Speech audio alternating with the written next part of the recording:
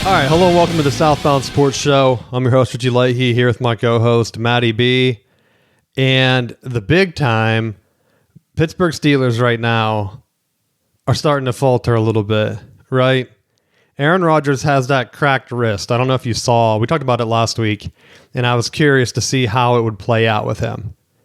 They gave him a wristband, like cast type thing, and they're ready to try to force him to play in a week or two, which seems insane. I mean, I guess it's in his non-throwing hand, so it's not like he's going to have a lot of torque on it. But did you see the Buccaneers game where Baker messed his arm up and he tried to play through it on his non-throwing? All it takes is one bad fall and you're done, right? Because the fracture's already there. It's not like they can go in and super glue it real quick and be like, all right, here you go, buddy. You're ready to go. Plus, he's like 100 years old at this point. The sports years, kind of like dog years, but for athletes, it's like old guy years where people were like, he's still alive? Like, yeah, he's only 42 or however old he is. Because Stafford did the same thing. Remember, he hurt his back and he was like twisting around, and I thought I don't know if you saw that game either, where maybe it was the same game. Didn't they play the Bucs? Where they talked about him doing like this weird yoga and stuff to like fix his back, and now he's playing as like a young, energetic man. And meanwhile, Baker's arm can't even move, and he's trying not to land on it. And even when he throws a Hail Mary, he still loses his balance and falls on it and just lays there. I thought it was weird, though, for Baker that they tried to pretend like he needed to go in the concussion tunnel. And I thought, dude, he clearly landed on his shoulder. I don't know if he separated his shoulder or broke his collarbone or what, but he can't move his arm. I don't think it's his head. And then I was right. But I am worried about CJ Stroud, dude, because Lamar Jackson has been playing like absolute crap. And I'm ready to bench him. But my backup quarterback, Stroud, has been on concussion protocol for what seems like a month. I think I looked it up and it was 22 days. How? He's like on the J.J. McCarthy comeback plan where they're like, we don't want you to quarterback us. The other guy's doing good. Just stay injured for a bit. Go back in the tunnel like Mike Leach.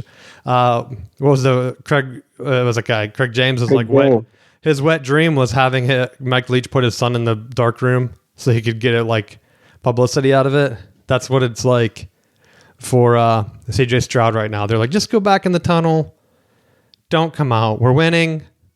We're back in the playoff hunt. We don't need you out here messing things up. Just turn around and go back in there. And I don't know what to do. Like, I was going to pick up Bryce Young. I didn't. He stunk anyway last night.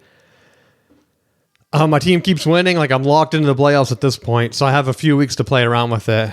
But I'm like ready for Lamar to just, wake up. I know clearly he's still injured because he's not running. But the fact that Aaron Rodgers is injured and now they're tied. You have Pittsburgh and Baltimore. Baltimore has been playing so bad, but they've won 5 in a row. And with Aaron Rodgers being injured, I don't know. I think I said this last week. I don't think the AFC North gets 2 playoff teams, by the way. So you almost have to win. Do you agree?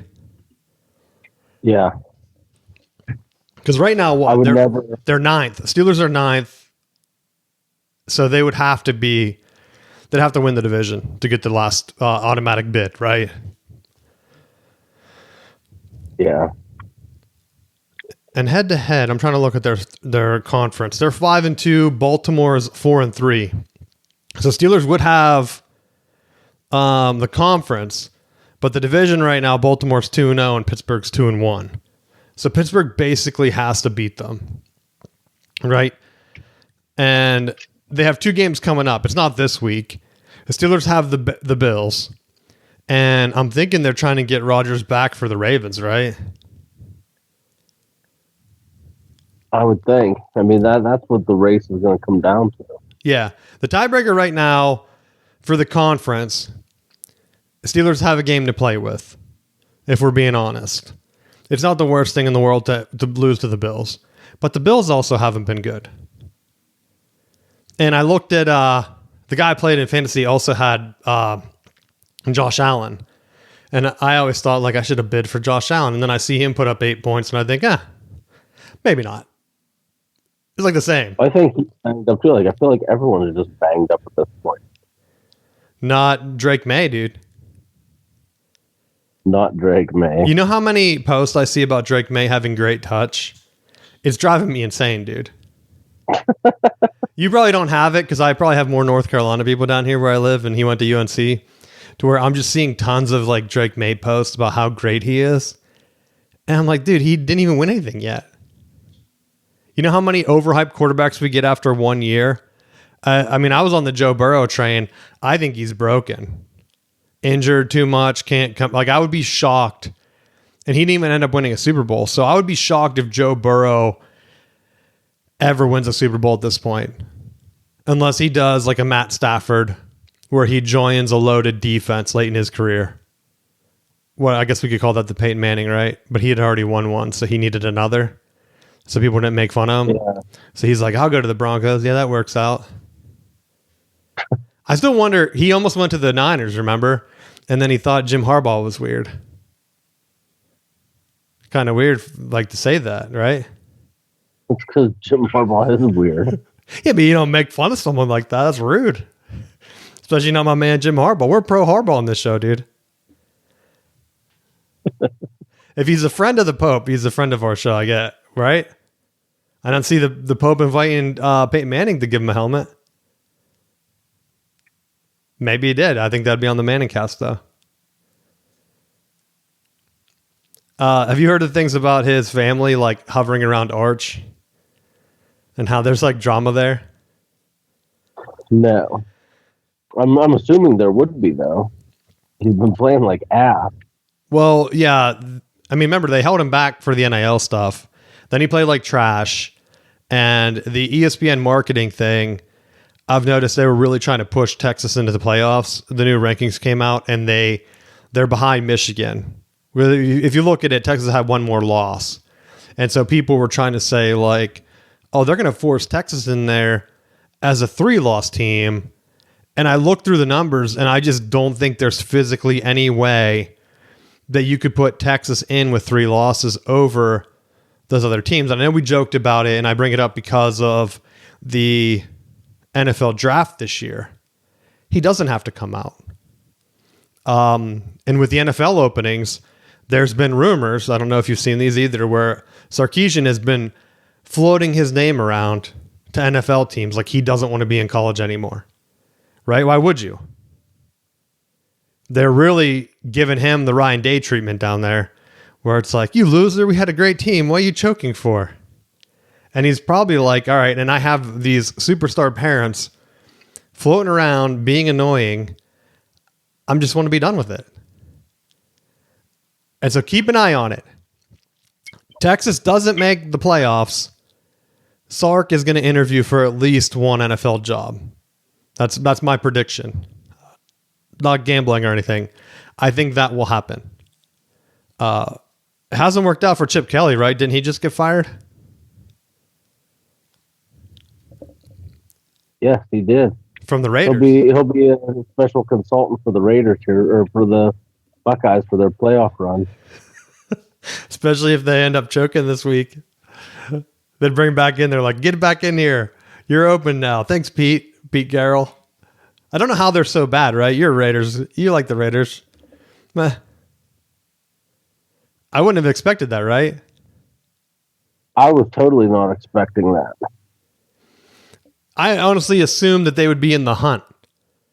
Like the Texans have been, like I told you, Stroud went down. They won 3 in a row since then. And it's like, don't come back, right? Meh. But at that point, do you move on? Do you try to bring in? I think they're playing like Mills or something. The Raiders brought in Geno, didn't they? Like, yeah. They did a flip, basically, is what I'm thinking. Seahawks brought in Sam Darnold, and the Raiders were like, we'll get the old Seahawks band back together, and it just hasn't worked out. And that division's kind of open. Yeah. So I don't know. I'm still torn on the Chiefs. I see that people are like, they're not going to make the playoffs. It's going to be close. The refs are going to help them out. I still don't think the refs are going to really help out the Chiefs because I don't think the Chiefs bring as many TV viewers as what people like think in terms of a conspiracy. I also see it with the Lions. People are like, they want the Lions to lose. I'm like, I don't think the NFL really cares if the Lions lose. Sometimes you have a franchise where you're just known to be losers, like the Jets, and they expect that. Like the Lions had a window. I wasn't 100% sold on Goff. I'm still not sold on Goff. And so if you have a guy that's not getting it done, there's no way around it. Like, I just think if Stafford was still at the Lions, I think they would have won 2 Super Bowls, I think. And I know they probably don't have the same roster makeup or the same changes. But the way he's playing with the Rams right now, they might not win the Super Bowl, but to me, they looked like they're the best team in the NFC.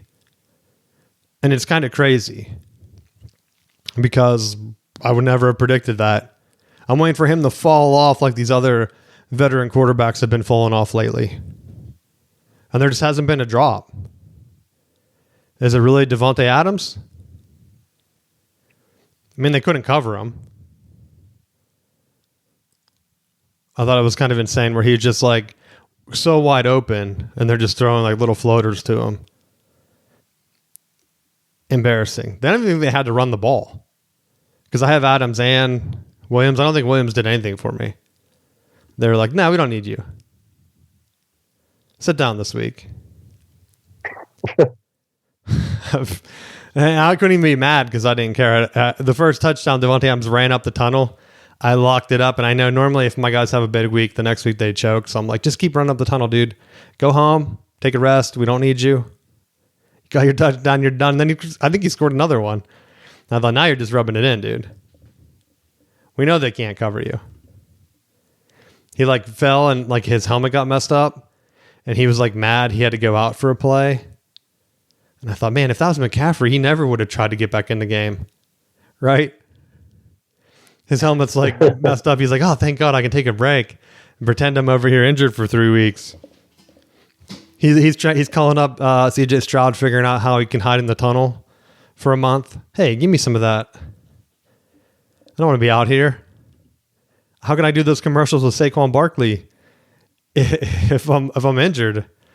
I won't have time. But yeah, the Niners, I mean, they're right there on the playoff mark. So I keep waiting for McCaffrey. That's my secret plan. I have Robinson. He's been slowly putting up pretty good numbers, like yards per carry and stuff. Once McCaffrey shuts it down for the year, hopefully in the next 2 weeks, right in time for playoffs, boom, my fantasy team blows up because I'm getting all McCaffrey's numbers, right? That's my dream. I'm holding on to Robinson just because I think McCaffrey's not going to play all year. It could be the championship game. My team could be far eliminated by then. But I'm telling you, he's going to have a 20-point game. That's my crazy prediction for the year. He'll have one. Something's gonna happen with McCaffrey. I don't think they're in a weird spot though. They can't lock up the division because they're already behind the Rams and the Seahawks. And so they really need to keep winning. And McCaffrey really can't not play for a week because right now they're in the playoffs as the final seed and the Lions are right there. So I think the way the Rams have been unexpected, it's going to be tough for McCaffrey to shut it down, but I'm still holding out hope that the long con I have going with Robinson taking up one roster spot just in case is going to pay off for me. But that's my NFL roundup.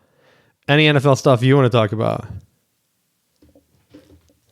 You had brought up about McCarthy, but I mean, he's been playing really bad football. And like the stats I sent you, they were like showing, had he had just spiked the ball on every pass, would have gave him a better rating this past week than what he actually put out. I almost wonder, like, is he another quarterback that he's trying to function right now? And is just trying to play through injury, concussion, life, I think whatever. his line still stinks. Like the one play, I think it was Rashawn Gary, my man. He stripped him. It was a perfect in-time throw, right? But because the lineman didn't even do anything to Gary, by the time he finished his 5-step drop and was throwing the ball and pulled his arm back, the lineman was already there, stripping it. Like there's nothing you can do as a quarterback. And I really think if you watch him play, he's pressing. Where some of the throws, he's not there. And then his receivers are kind of expecting him not to have time.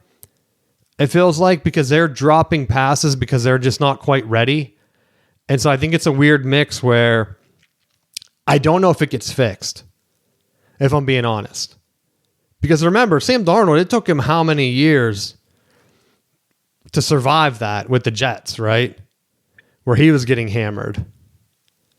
And I saw someone say like, oh, he has the worst efficiency. I saw I don't know if it was an ESPN guy or one of the advanced stat guys was trying to say that he has like the worst efficiency of any first round quarterback since like Jamarcus Russell, I think. But then the first follow up was some other stats guy saying, dude, why are you putting their entire careers on here? Because he was doing like the efficiency for people's entire career. And then the second guy came out and said, look at the first year compared to the next year, like for some of these guys like Sam Darnold, where they were way worse than McCarthy is right now, their first year. The second year, you get that spike. So JJ missed the first year. This is technically his first year starting. And so I don't know if there's going to be a spike up. Because the way the Vikings line is, if they don't get him help, my theory was, what's their standings right now? Let me bring it up. They're done. Like they're 4-7. You can't keep getting him killed because you're going to break him. And then at that point, if you break him, now you have a problem where if you're the Vikings, do you draft another quarterback? Because if you do that, you're not fixing the line. And then you're going downhill where your window becomes last year with Sam Darnold. You make some cuts. We see with the Lions right now too. They made some cuts in the wrong spot, right? So where they're not elite across the board. Now you can make that up by getting hot and having guys not get injured, but the Lions are like really injured right now. The Vikings need some help on the line, or JJ's going to be broken. I wouldn't be surprised if he pops up somewhere else, is what I'm saying. The Vikings give up on him. I don't know if they bring in another quarterback. I don't think another rookie is going to get them to where they need to go. Because like even what was Drake May, this is his second year, right? Or is he a rookie this year? I think he's a rookie this year. Yeah, you might be right. I can't remember when he was drafted. Yeah, so he is a rookie this year. Like that's where you would have to almost hit on a pure rookie coming in and getting it done. But I don't know. Right? Is it really Drake May or is it the process of them turning it around? Because their offensive stats from what I've seen for the Patriots aren't really playoff caliber winning, right? I think I saw someone, was it Cam Newton, calling him out? Saying, like, if you look at their stats, they're a one and done, overhyped because of their schedule. And I kind of agree with them. I think I saw a couple Patriots players, like, calling him out after that. I think and it wasn't even just the Patriots. He specifically called out the Broncos and the Patriots. And I feel the same way. But, like, Bo Nix, isn't he in his second year now? Yeah. So last year he wasn't that good. He was decent. But you have Sean Payton. Right now I watch the Vikings flow on offense and there's no flow. Like I watch Aaron Jones because I have him as my running back. he's cutting off 7-yard runs. They put in Mason, and then things get weird, and then he starts cutting runs, and then they go back to the weird play calling. It's almost like you have the guy running the ball, and you're getting good yardage. Mix in some easy throws. Why are you immediately going to like a 5-step drop on 2nd and short and getting a 7-yard loss for a sack because you don't have time? Like, you can't just run a quick tight end hitch or like a slant. You have Jefferson, dude. You can't just run like a stick to him somewhere. Get him in space. Because that's what I'm waiting to see. Like, their offense makes no sense. I've seen it with the Packers too, with Jordan Love though, where Kraft gets hurt and the play calling makes no sense, and they've been struggling on offense. And I'm saying, like, man, this whole thing is just a coaching. They need to get better flow on offense. The Lions had it happen, and Campbell takes over play calling. And then they get in a rut because it's hard to have a play caller that's also the head coach whenever another defense is able to adjust to his play calling in a week, right? They have one entire week to just go through his tendencies again as a play caller, and they can shut it down. So the way they're doing JJ, yeah, he's looked bad. I can't deny that. But I also don't think they're helping him. And like, it just doesn't make any sense the way they're moving the ball around. Like, they're not even trying to get Jefferson in space or anything. I feel bad for whoever has him on their fantasy team. Because, like, I'm ready to just can Aaron Jones, right? And put in Tracy, the Giants running back. I think the backup I picked up as a tip a few weeks ago, I haven't even played him because Jones has been, there's holes for him. The Vikings just don't have a passing run or pass blocking offensive line. They're pretty good at run blocking, but I think it's because teams are just pinning their ears back and saying, we're just going to kill the quarterback and let them beat us with their run. And it's not working. And I have the Seahawks defense, dude. They're going to feast this week. Absolute feast. Because they're either going to play JJ or they're going to play a rookie quarterback. And with the way their play calling's been going, and you can just see where the receivers they're not trying.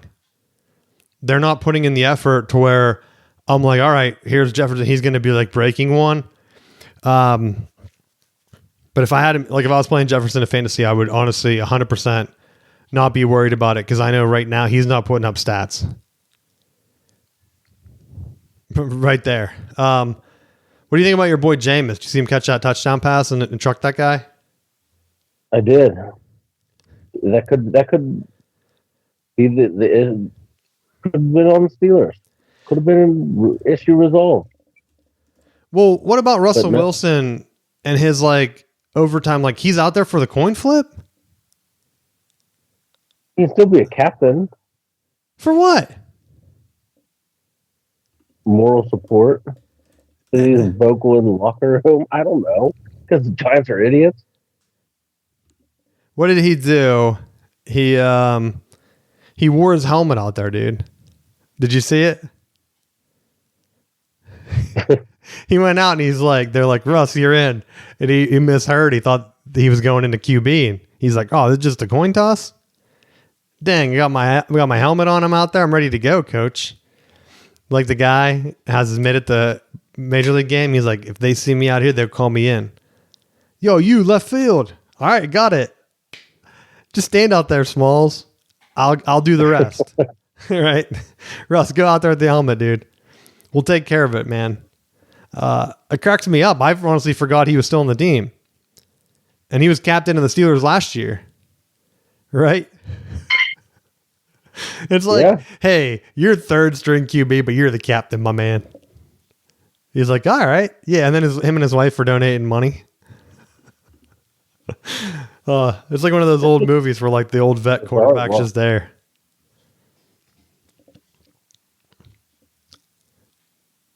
I think Jameis is done though, dude. He was really trying to win. They got eliminated from the playoffs. I don't know if he gets another chance. I'm sorry to say. I don't think they can make a move right now, right? The trade deadline's been over. He does what? Like no one's giving him a chance. The Giants aren't going to roll with him with Dart. He'll be maybe a backup for a few years. Chad Henne did that, right? You get behind the right guy, get a Super Bowl ring, hang out. That's not a bad gig. Well, Gradkowski and Batch did that for years. Yeah. Yeah, Batch was there for how many years, right? Behind Roethlisberger. Yeah, I mean, he was just cruising, got a sideline hat. He didn't wear his helmet on coin flips, though? No. Hey, Ben, I'll be back, bro. Let me borrow that helmet. Do you think, though, with the helmet comms, maybe he had it on there so they knew what they had to tell him what he was doing? Like, hey, they're going to flip a coin, you call tails. He's like, huh? All right. What do you think? He's completely delusional. Maybe he need to listen to his wife's CDs. Like, all right, gonna get pumped. Doesn't she like a singer or something? He's like, I gotta jam out some tunes when I call this Tails. Tails, bro. Oh man, but we'll see. Thanksgiving's up. I'm excited. I hate that the NFL's taken over too many days though. I don't know if you agree with this, but I was looking at the schedule because I wanted to kind of see. It's the last week for college football. And also for fantasy, I know it gets messed up when you're looking at, all right, when are my guys going to play?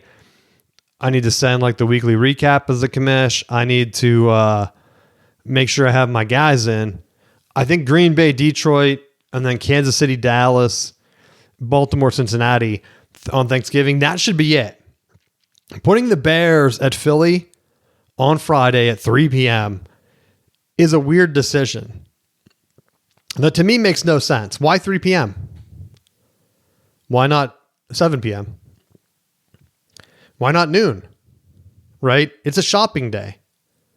I don't know how many guys are going to go shopping in the morning and then, oh yeah, I just drank my latte at the coffee place or whatever. Now I'm down here and I'm going to sit down with my buddies and watch Chicago and Philly at 3 p.m. on Prime Video. The classic Thanksgiving tradition. People, do they even shop anymore outside? The deals have already been going on since like 2 weeks ago now. 3 p.m. is weird on a Friday for me, especially like if you're trying to do family plans. I don't know. I don't like it. I hate how they're trying to take every day. Let Friday and Saturday be college football playoff stuff. Why, Prime? Because you lost a Thursday night Thanksgiving game? That's clearly what they're doing, right? Thanksgiving has Fox, CBS, NBC. Prime didn't get their weekly Thursday matchup, so they were like, we'll throw you a bone. What time you want it? 3 p.m. Yeah, people can sit and they can order they put those commercials up. I don't know if you've seen them when you watch Prime, where it'll be like, hey, this guy's cooking with like some oven mitt. You can buy it right now if you click on the remote. And every parent has to be like, oh my gosh, I hope my kid doesn't accidentally click this remote button. Where is it? I was saying you need like a wallet chain now just for your wallet to make sure people aren't buying crap while you're watching football, right? Remotes always disappearing. You need like your own beer helmet, but it has a spot for your remote so no one can buy things by accident. Or like if you get too hammered, you roll over on the couch laying on your remote and you wake up the next day and you have 20 oven mitts at your door. You're like, what did I do? Right? Because they have to let you return them. You can't just like be able to buy stuff on the remote. I think that's like a risky thing. I don't know how many people would randomly, drunkenly buy some weird thing from a commercial. I'm pretty sure oven mitts is one I saw, like, and then wake up the next day and say, oh yeah, I remember. I'm gonna keep this. Right? That's exactly what I needed for my day. Oh, perfect. Yeah. I remember that guy. He was doing like a dance. That's funny. Yeah, people see this mitt, they'll know. Next to him out grilling. What are you doing? Oh, yeah, it's my oven mitt from the Thursday Night Football. Oh, yeah, I remember that commercial. No, you ain't doing that. So I don't know. I don't like it. I hate when they started to do the Saturday games now with college football having playoffs and it's expanding in. I got it in the past. It was always nice to have one game. Give it up. who cares? Like, I get that you're getting tons of ratings, but there's a fantasy overload now where I get to the point where if I don't have guys playing, or I'm already losing, or I've already won, and it's a crappy game, I'm not watching it Monday night. I don't know if Monday night TV ratings have been going back up. I know they hit an all-time low there for a bit. I don't know. I'm trying to look it up right now. So the YouTube TV thing, you don't have that, do you? No. Because I know that was the one big thing we talked about. And that's the one where I think I complained about it, where when I went to the fantasy app, it kept popping up like a subscription thing for ESPN. I didn't realize how bad it was. I didn't realize that my phone automatically marked, I forget what it was, 94 tabs as inactive. So I had 94 other windows open trying to get me to pay for ESPN, whatever it's called, streaming or something. Insane. I forgot to mention it to you last week.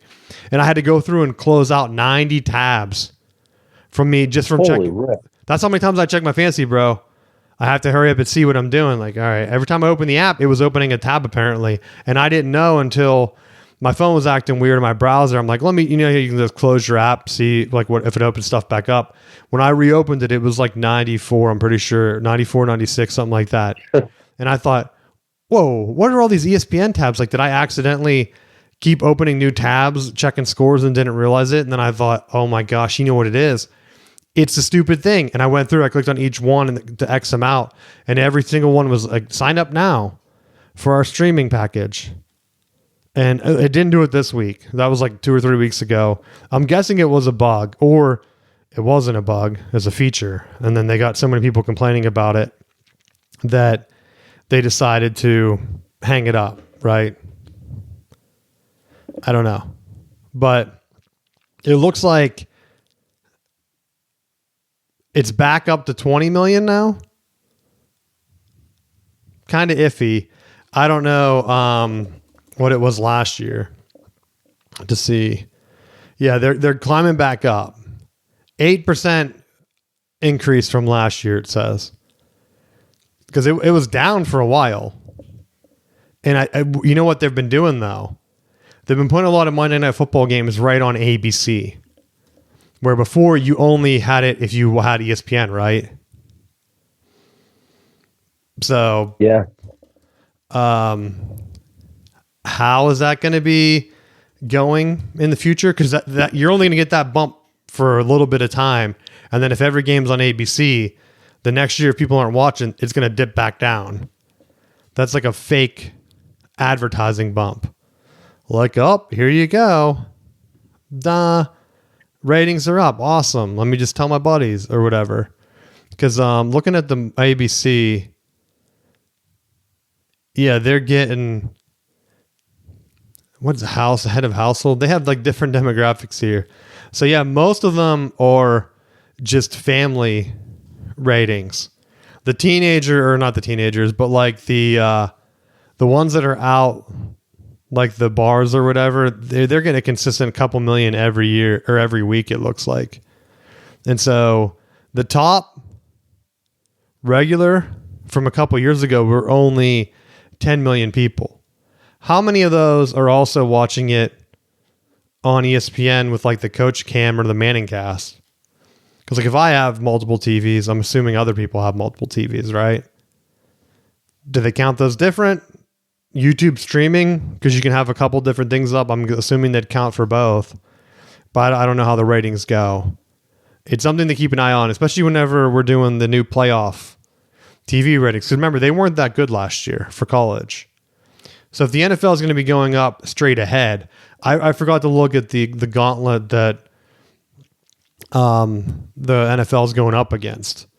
Because you have Thursday night. Are they even doing a Thursday night game anymore? Oh, yeah, they changed it. So, like, college specifically got rid of the Egg Bowl, remember? They were doing that Thursday night.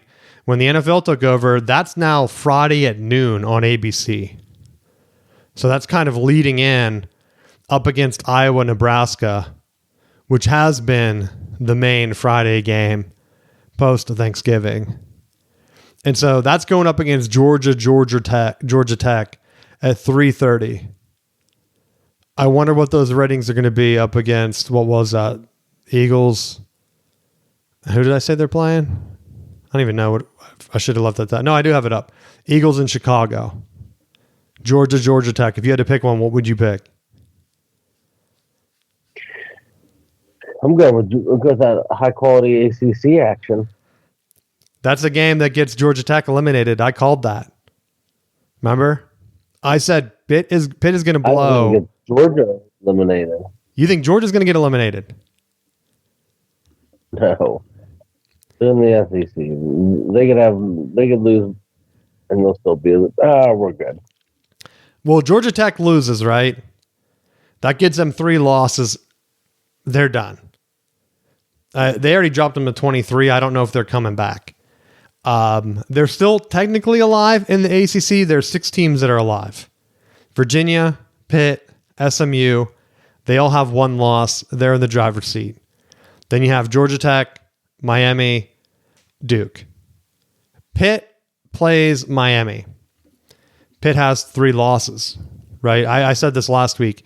That Notre Dame loss and even the West Virginia loss, like them not even getting ready for Notre Dame and like proudly announcing that to the world, it just killed the ACC whenever Pitt eliminated Georgia Tech, because it's going to be hard to get multiple bids in from your conference if your champ is getting throttled by Notre Dame and like losing to West Virginia. But it goes back to the same argument I had with the Big Ten. Right now, Michigan, it would be the 4th team in. The extra loss is coming from the Oklahoma game. If Michigan didn't play Oklahoma, Michigan's probably ranked in the top 10 right now. They'll be 10-1. Oregon's 10-1. They're ranked 6th. Similar schedules, right? Why not? The Oklahoma loss is specifically going to eliminate Michigan from the playoffs unless they beat Ohio State.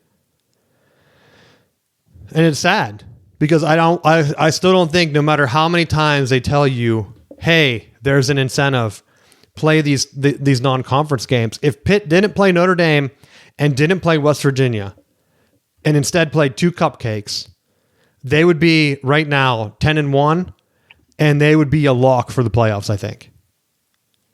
They lost to Louisville by a touchdown. That's it. That's what SEC's doing. Although it's kind of weird because like even Alabama loses to Florida State. Florida State doesn't have a good year. They might not even be bowl eligible, right? We just got to beat the Gators. Playing Florida. Florida is doing everything in their power to get Lane Kiffin there. There's rumors he's tied to LSU. Man, I've seen crazy stuff. I'm not even going to repeat it on the show because it's just gossip at this point. But they were like trying to bring his family in. They're fighting about it. I said on the show last week, I think Lane Kiffin should be done. He's coaching the Egg Bowl, then he's going to make his decision, is what he said, I'm pretty sure. I don't think the timeline has changed. So on Friday, if they lose, Matt, and you're the committee, they're eliminated, right?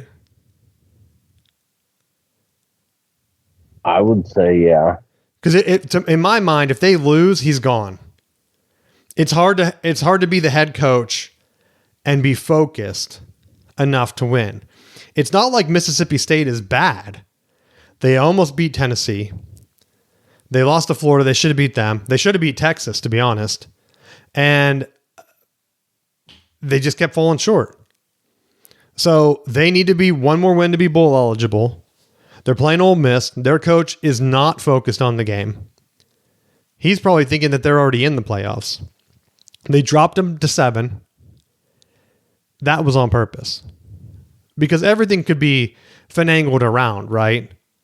Ole Miss, like, oh, right, they're losing their head coach. That's not the team we voted for. We're not going to put them in.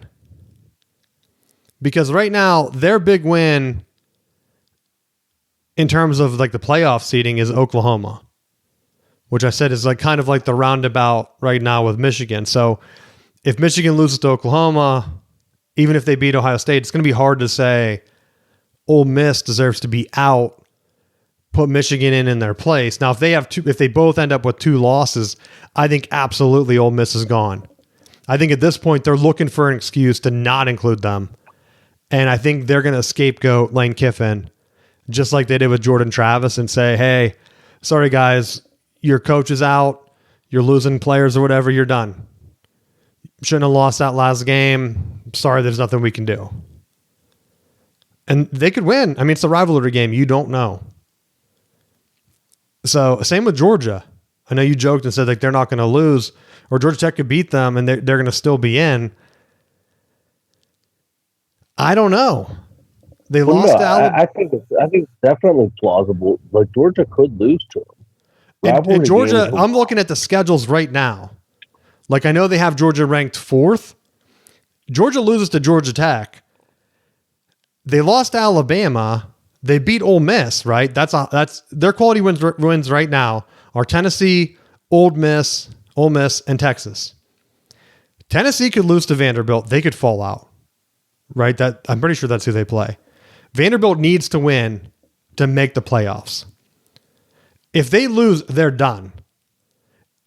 By proxy, if they beat Tennessee, that eliminates Georgia's quality win. Ole Miss loses to Mississippi State. That knocks them down a peg. And then you have Texas playing A&M.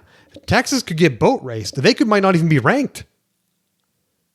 We have this is Texas' toughest game other than Ohio State.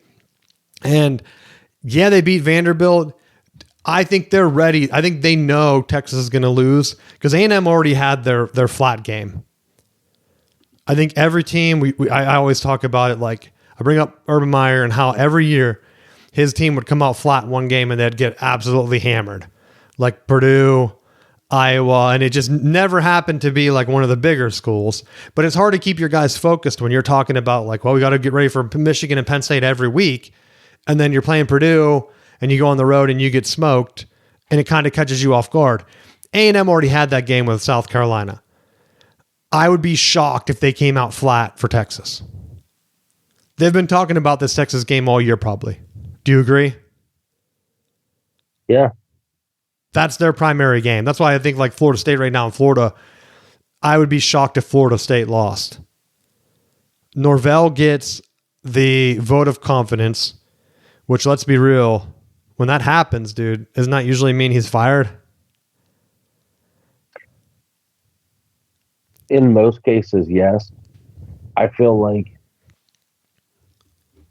they're in a situation with his buyout, and this was one of the things that we discussed last week, where you can't be mad when last year there was the rumors of Alabama poaching him and be up in arms and throw the big buyout. And it's not like he's suddenly not the coach who was there when the snub happened. So it's like you threw the extension out with all this guaranteed money to keep him so that Alabama didn't poach him away. And did they have the season that we expected? No. But I was optimistic that they were going to have a better season than what they ended up having. There were a handful of the losses that they had that were decided by 1 point that, as much as I talk trash on the ACC officiating, it's like you don't see many scenarios where the school that is generating the highest TV revenue in the conference just never gets the benefit of the doubt. Like between Ohio State and Michigan, like when they're playing, like they're going to get that benefit call. To not have the officials be like, no, the game wasn't decided based off of like our decision. Where like with Florida State, it's like, oh yeah, you're definitely not in the end zone, even though there's like video and picture evidence that you're clearly in the end zone. Like we're just going to just not let you score. So I think that that's part of it. They're looking at like this is one of the things, and I don't know where the fix is with it because I know that they've relied heavily on the portal. And one of the big knocks is that they're not getting the bump in the talent composite, but I feel like one of the bigger issues is that if you move on from your coach and you just completely gut the coaching staff, what's going to happen immediately? Everyone's jumping to the portal.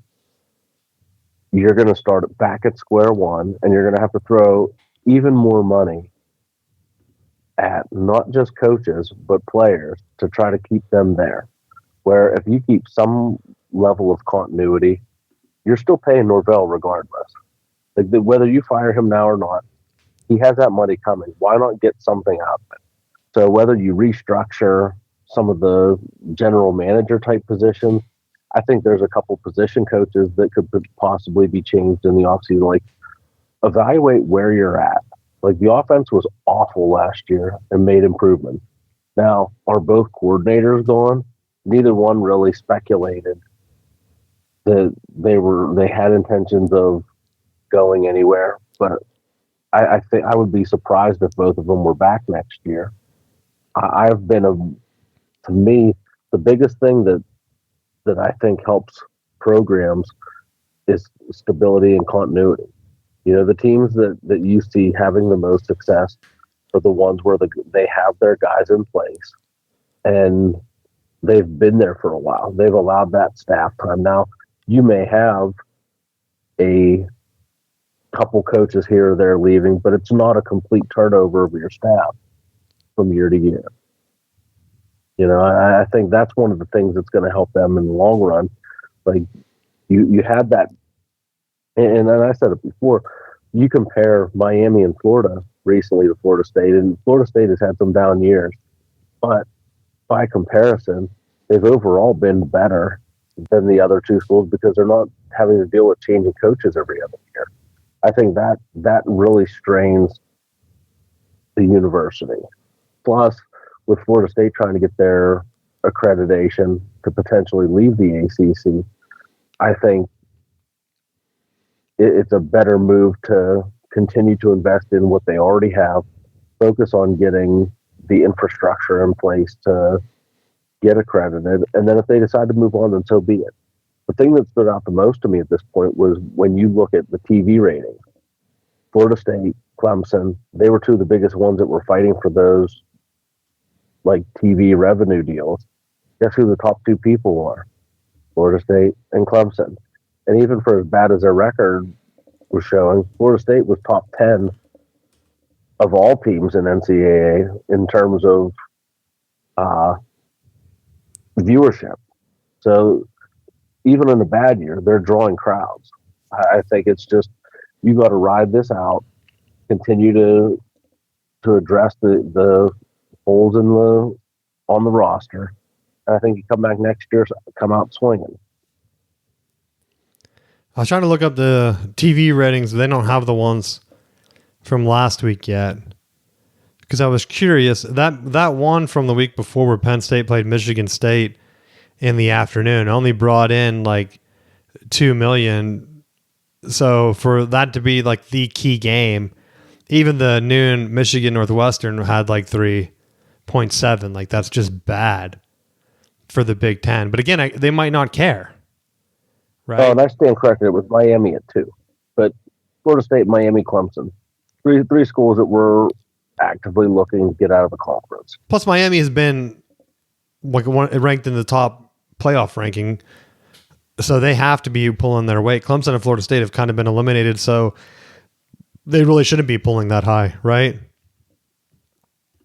One would think, because that's why even looking through the standings that I brought up to try to get some type of like semblance of what's your best odds on getting the ACC picked out. You're going to have whatever happens with Virginia and SMU. That's going to really be the focus because I think SMU has the inside track. I don't remember what the tiebreaker is, but I think I saw where if they beat Cal, they're pretty much in. Where Virginia is playing Virginia Tech, I think they might even get in ahead of Pitt. But if Pitt knocks Miami out, you're looking at an ACC championship game potentially with 9-2 Virginia versus 8-3 SMU. That's your auto bid game. Pitt knocking out Miami. You have no other team greater than 2 or like less than 2 losses, right? Less than 3 losses at that point if Georgia Tech loses. So you're kind of just saying, ACC, you're a one bid conference, and it could be SMU again or Virginia. And I'm not really impressed by either team this year. So they're probably going to be the 11th or 12th seed the way they're doing it.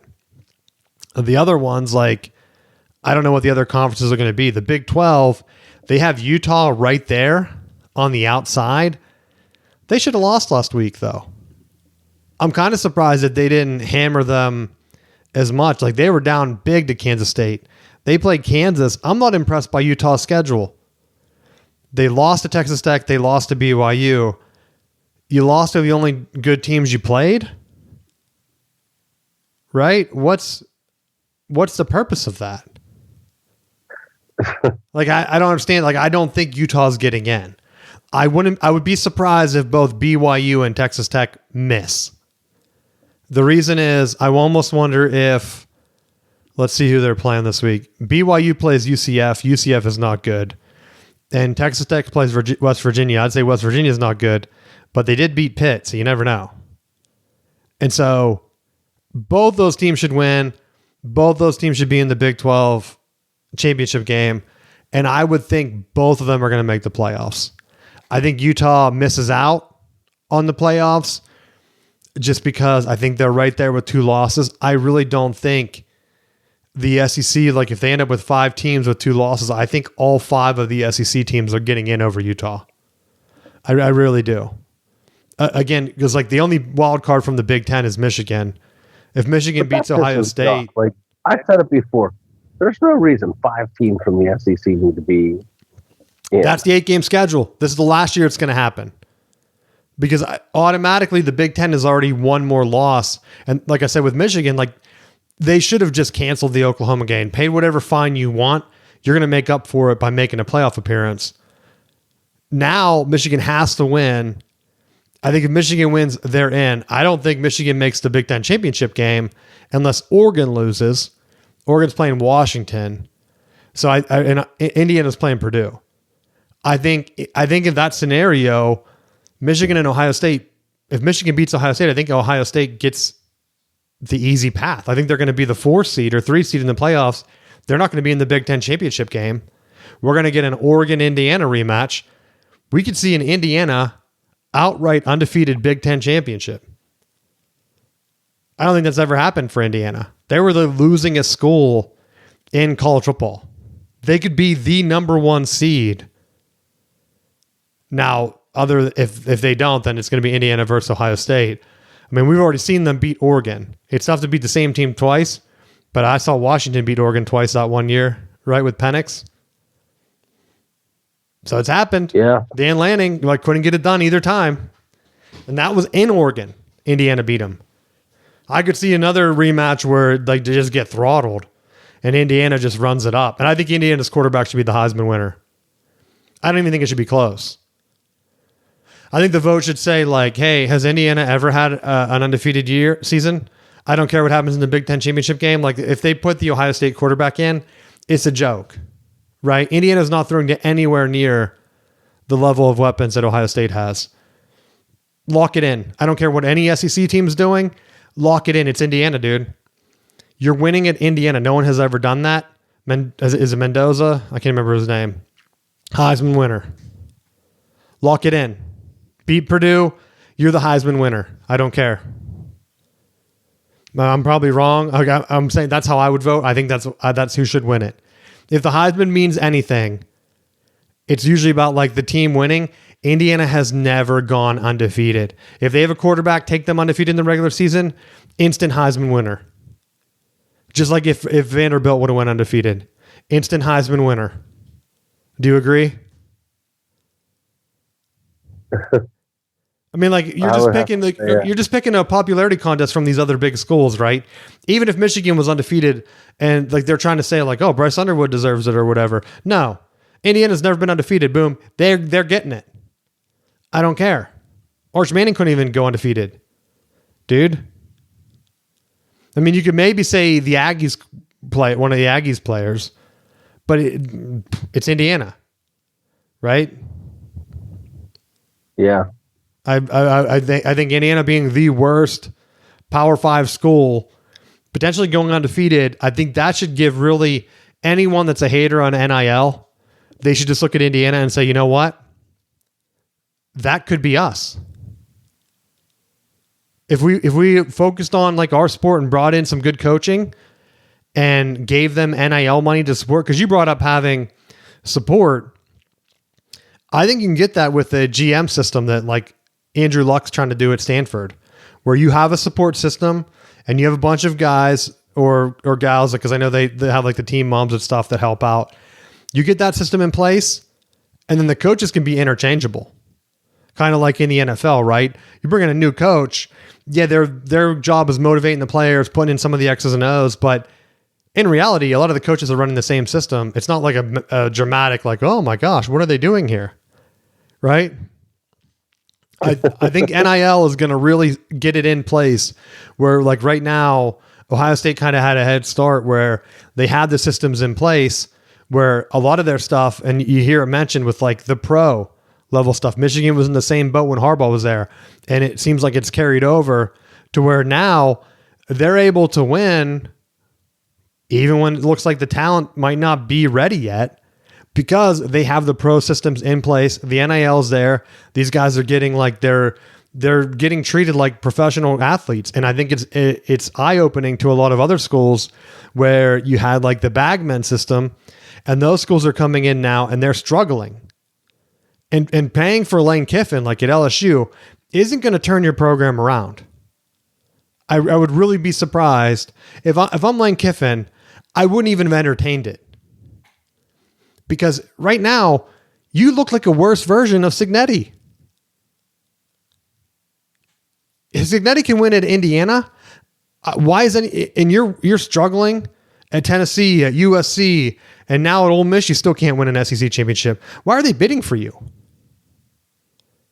I've seen some people call for him to go to the NFL. I kind of agree. You go to Florida and LSU, Lane Kiffin's getting fired probably within the next couple of years. Because I don't think he's going to win a championship. He's still not going to out-recruit Georgia. He's still not going to out-recruit Alabama right now, and he's not going to out-recruit Texas. So no matter if he goes to LSU or Florida or stays at Ole Miss, he's still starting, and heck, throw A&M in there. He's still starting at best, the 5th best program in the SEC. But I just don't know, like, how much money realistically are you needing to field a quote competitive Division I program right now? Well, didn't Cignetti? It was $10 million. They said, but A&M's been one of those programs that like they were spending on one of the top classes towards the end of Jimbo Fisher's time. And it's like, you can go that route, but that doesn't guarantee you a championship. It's just, you have the talent there. Well, so that's where I think the coaching thing, like James Franklin came into Virginia Tech. You probably didn't see the updates on him. Again, I get way too many Big Ten things. So I see a lot of Penn State people commenting on it, where he said his focus is coming in, making sure that they spend money on support staff, weight room, facilities. He wants everything to be as professional as possible. And then he wants to spend money on that type of staff before he even does anything else with NIL or whatever. Because I still think that makes a difference. If you have a family environment, and we all know Franklin can recruit pretty well. I mean, if Virginia Tech starts recruiting in the top 15 or 20, where Franklin was recruiting on average every year, and that's even with weird COVID years thrown in, they're going to be infinity times better than what they've been just by default. And I think that's where like Cignetti brought in a system. They said that like I think they only put like $10 million aside for his NIL, keeping players there. Because, I mean, they did the same thing kind of like what the Michigan and Ohio State blueprint is. A lot of it, NIL-wise, is retaining the talent. if you have guys where like Jeremiah Smith last year, it was rumored that like even Oregon was ready to bid for him. A lot of your NILs like coaching up guys and then you're paying to retain them so they don't get poached. But if you already have a family support system where guys are comfortable and you have guys coming around, like remember Alabama, like with Nick Saban, he would always bring like the pros around to kind of show like, these are the guys that are working out with you. This is your future. You stay here. It's a professional, like run organization. Now everyone can do that. And so that's where like he's gone. And there's rumors Saban wants to kind of get back into coaching. You see Bill Belichick, he's trying to do it. It's a culture shock. It might not work at UNC, where a lot of UNC's players, like the way they've been doing NIL is the old bagman way, where it's like, we're just paying for players, whatever. Belichick comes in, tries to give them that professional thing, and it just didn't work. Now, you could say Belichick's like a horrible coach, but I doubt it. Like, he's probably going to at least be semi-decent in college if he had the support system. Now, do they give him another year? Probably, right? You've already gone down this far, and maybe he can weed out those guys and kind of turn it around. I mean, Dion's in the same thing. No one's going to Colorado games anymore. Their NIL's kind of dried up. They're not winning. So they're not going to pay for recruits anymore. He's on thin ice. Like he's on borrowed time. There's no way for him to recover that. They had like a critical situation in their game, and they handed the ball off to like a walk-on receiver that was never taken a handoff in a practice or anything. It was like, and now you're going to go out and try to win the game for us. Like, even Marshall Faulk was looking at it like, what the hell's going on? And that's where you're at. Like, things fall apart, you lose the system, you're out. If Colorado would have invested in more of like a support type professional development stuff and then had Dion just there as the figurehead, and then they could just push him out, right? Like, all right, your son's through. We can kind of phase you out now. They would be in a much better place. And that's where, like, I wonder what Penn State's going to do. That's my final thing. Because they're in a weird spot now. Because Franklin, I told you, worst possible landing spot for Penn State, other than if he went to Pitt. Because he's so close, and he's in a different conference. And so there's not going to be like anyone saying like, oh, I'm not going to transfer to Maryland to play for James Franklin, right? Because they're not as good. Like Virginia Tech has that level of, hey, we're close enough to Penn State. We recruit the same metro, the Maryland, VA, PA, DC type thing, New Jersey. Like that's close enough to Virginia Tech that he can pull those players. And he can say on the recruiting trail, like, look, hey, I have a whole new thing coming out. Virginia Tech, remember Mike Vick highlights? This could be us. ACC is a horrible in terms of like playoff opportunities right now. Like everyone has 3 losses. James Franklin, he barely had 3 loss seasons, right? It's not even a far stretch of the imagination to believe that Virginia Tech could be one of those 6 teams right now battling last weekend for a playoff spot against Virginia. That could happen next year. And so he's able to get transfers from Penn State. I mean, there's only like, 3 teams in the ACC that are even recruiting as well as Penn State? Clemson, Florida State, Miami. Pretty sure, right? Yeah. So instantly he's top 4 in the conference. And he's getting like the transfer from Penn State that are already on that same level. He could turn it around so fast that Penn State now, if they don't bring in a splash coach, I had people are still telling me, dude, the Penn State has a guy ready to go. They're going to announce the hire. It's someone that we haven't talked about on the show. And I'm like thinking, I talked about like everybody, right? You sure you're listening to the show? The whole show? Because like if they hire like DeBoer or someone, I'm like, yeah, didn't we talk about him? DeBoer makes sense. Diaz makes sense. I think even going the route of just keeping the coach that's already interim. That's what I was going to say. He crushed Nebraska so bad that I saw Nebraska people just doubting their existence. Because I saw a Nebraska article from like one of their blogs where it was like, Penn State was the best team we played all year. And then the first comment was, didn't they get beat by UCLA?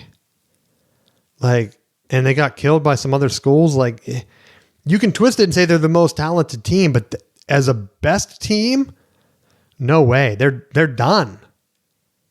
There's no way that would be considered a good loss for Nebraska and Matt Rule on a team that was right there. I know they weren't going to make the playoffs if they won out because they had already dropped another game and their QB was hurt. But you're looking at a Nebraska team right now that's playing Iowa this week for a chance to finish what? At best, 7-8 in the conference? Maybe worse? Horrible. Penn State's not going to hire him. Could you imagine James Franklin is pumping up Virginia Tech right now, and they're announcing Nebraska's coach that hasn't beat a top 25 team while he's been employed at Nebraska, I don't think. I think he has like 2 top 25 wins, and they're both when he was at Temple. I think one of them was Penn State. I could be wrong. How? Actually, I don't think it was Penn State. I think it was like Memphis and someone else. So it wasn't even like a Power 5 ranked team. He's never beaten one.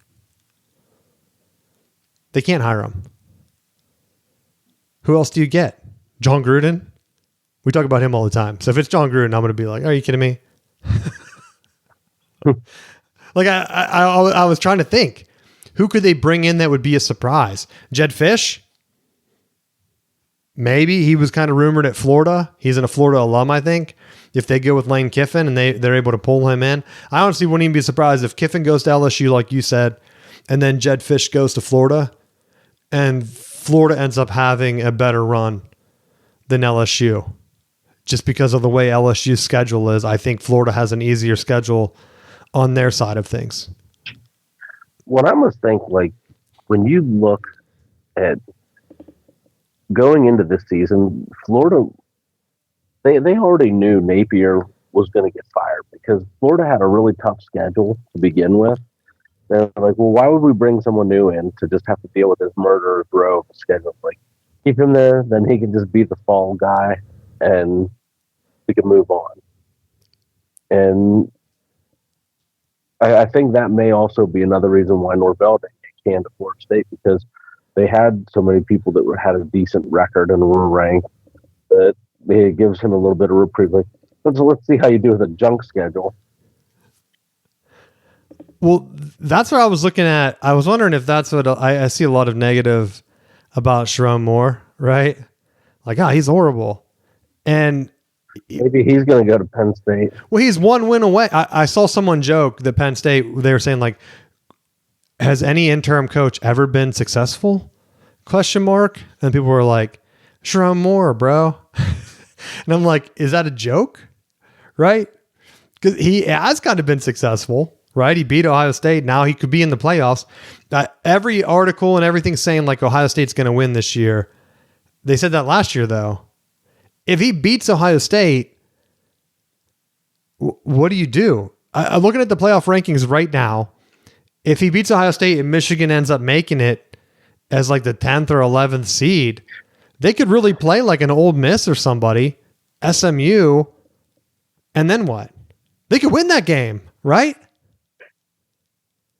Yeah. You don't know. Michigan last week playing Maryland, I thought that game was going to be a close game. Mike Loxley's always played Michigan close because he knows the game of like Michigan just running the ball and like eating it up.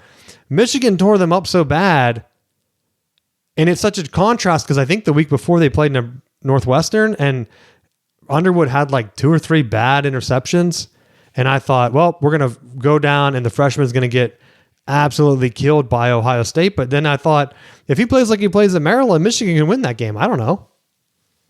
And then it works out for the Big Ten because, like I said, then Ohio State doesn't have to play in the Big Ten championship game again. That's one less game on film.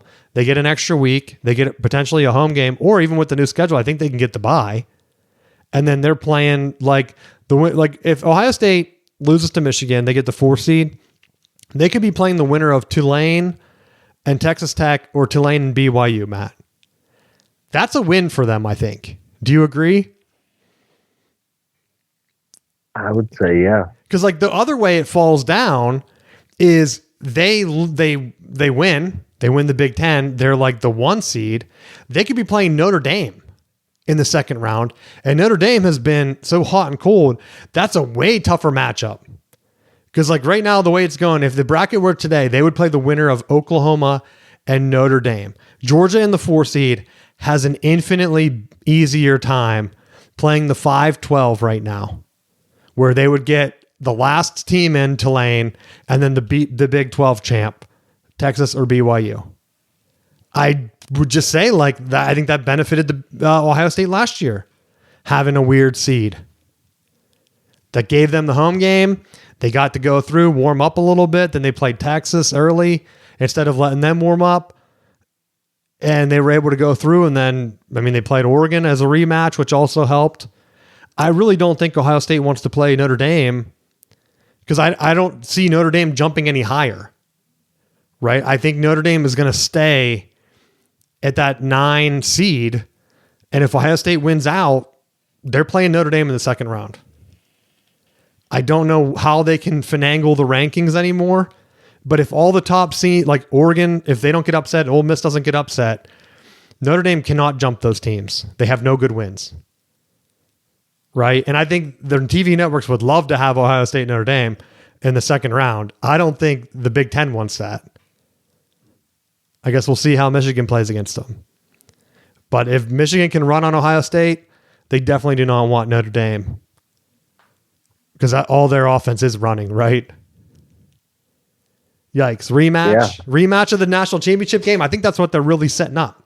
Plus, then it works out good for the SEC because like Georgia's right there in the 4 seed. They would play Tulane or Texas Tech or BYU and A&M. I mean, Indiana could end up playing Alabama. That's the other option too. Ohio State beats Michigan, loses to Indiana. They could play Alabama in the second round. That would be great for them, right? If they lose to Michigan, Ohio State has the easiest path to the Final Four. Easiest path. I'm just putting that out there. They have to know it. The fans will be pissed, like if Ryan Day just mails it in like last year and they lose like 13-10 again or something. Sherrone Moore would be loving it. He'd be like playing Oregon in the first round or Ole Miss or something. You never know. But I'm throwing that out there. There's no conference auto buy. So the best course of action for Ohio State fans, I know they don't want to hear this, is to lose to Michigan, get the 4 seed, and play the 5-12 winner. Then you're back in the Final Four, 2 wins away from a national championship, and you're cooking. I think Indiana, too, would benefit.